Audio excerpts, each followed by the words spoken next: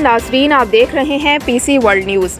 Education board Faisalabad ने इम्तहान matric सालाना 2020 के नतائज का ऐलान कर दिया।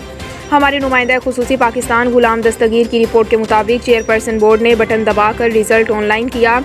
सिक्योरिटी कंट्रोलर और असिस्टेंट कंट्रोलर मैट्रिक के अलावा दीगर अफसरान की शिरकत। इम्तहान में शरीक 1,57,448 तलबा और तालबात में से 1,24,513 पास हुए। इस तरह कामयाबी का तनासुब 89% रहा।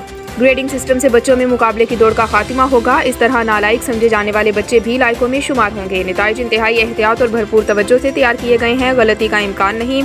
तकरीब से प्रोफेसर डॉक्टर तैयबा शाहीन का इजहार ख्याल। इम्तहानात के तमाम नताइज को पंजाब बोर्ड की ऑफिशियल वेबसाइट पर अपलोड कर दिया गया है।